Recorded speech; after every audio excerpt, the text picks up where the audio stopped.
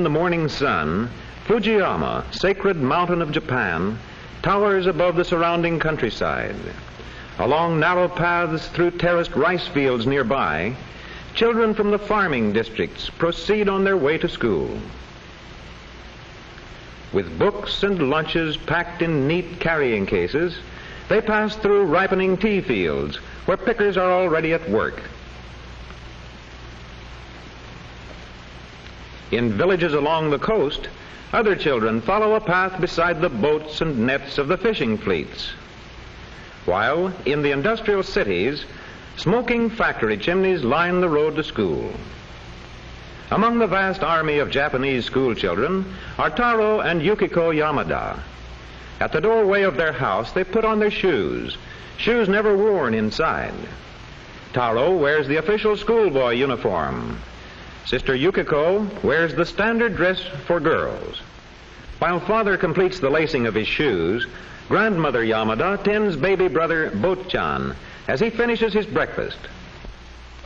Botchan likes the tea that is always a part of Japanese meals, but grandmother feels it must be cooled.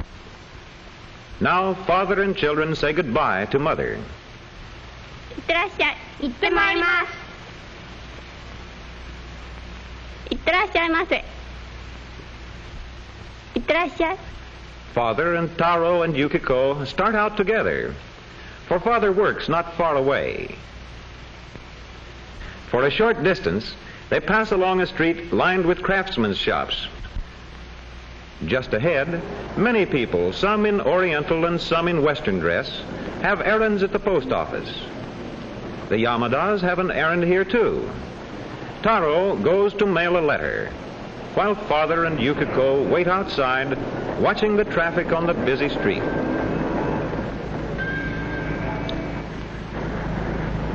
Presently, as Taro rejoins them, they move on, and soon they arrive at a railway station where father is the official in charge. Here, father and children say goodbye to each other. さよなら。先生のおっしゃることをよく聞くんですよ。それではさよなら。さよなら。 As father enters his office, the tracks outside are already busy. A call for a 下り report. 急行51番8時47分発車。上り急行8時50分到着の予定でございます。 At school, it is almost time for classes to begin. Children flock through the gates and teachers stand ready. Greetings are exchanged. 太郎君おはよう。ゆきこさんおはよう。先生おはようございます。 Before entering the classroom, all the children remove their street shoes. Here as at home, shoes are always left at the entrance. Inside the classroom, the children take their places and prepare for work. Meanwhile, in cupboards near the door, each pair of shoes is also in its proper place. And now a reading lesson.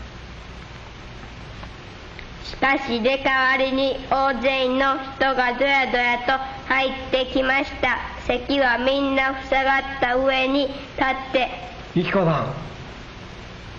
明日からはもっと早く来ようと思った。朝ごはんが済んでから少し勉強をした。休み中は毎朝涼しいうちに勉強するつもりだ。8月2日木曜晴れ。 Later in the morning, at the Yamada home, the maid buys tofu from a street vendor. Tofu, or bean curd, comes from soybeans and is tasty in soups.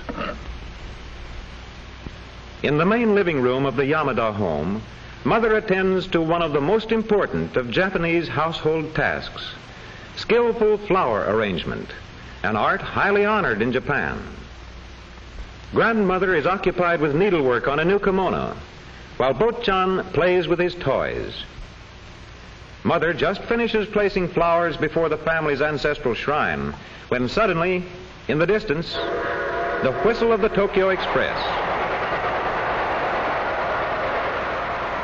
Once more, father will be able to report that the train is on time, for the express is almost always exactly on schedule. During the brief pause in the station, the engineer oils his locomotive. And presently father is again at his desk, preparing a record of train movements. He writes the Japanese characters easily and quickly, but in Taro's and Yukiko's class in school, the children are just learning how to write. It is not easy when you are only beginning. Yukiko writes slowly and carefully. Taro, too, is still very cautious, but he handles the brush well as he completes the last character of the name for Japan. From top to bottom it reads, Dai Nippon, meaning great sun's origin, or as we say, Japan. Later, Taro wields a bat with even greater skill in the American game of baseball. Nearby, older boys practice fencing as a part of their physical training.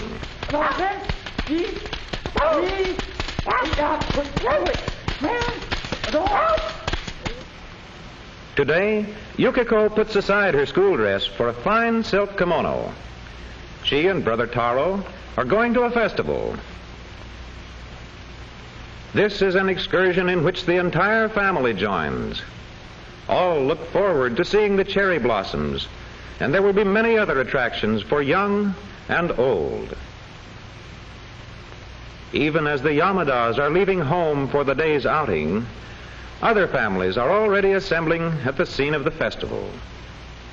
Cherry blossoms are everywhere, framing bridges, and here a castle of old Japan.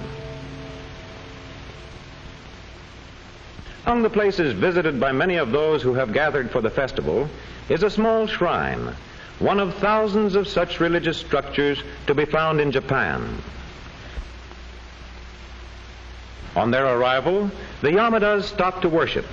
First, Taro pulls the bell cord, then offerings are tossed into a box by all members of the family.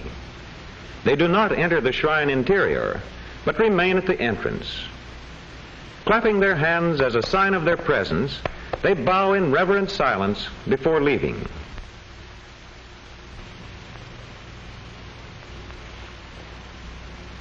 Now to enjoy the cherry blossoms, so beloved by the people of Japan. As with so many Japanese, father's hobby is photography. He is anxious to get pictures of the delicate blossoms which last for only a few days each year. Another popular feature of the festival is a storyteller.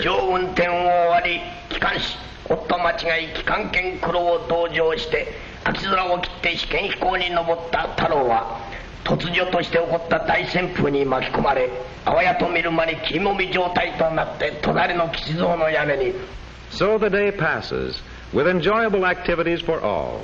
But for Taro and Yukiko, and Mother too, the outing is not complete without seafoam candy. Back home, after their day at the festival, the Yamadas have keen appetites.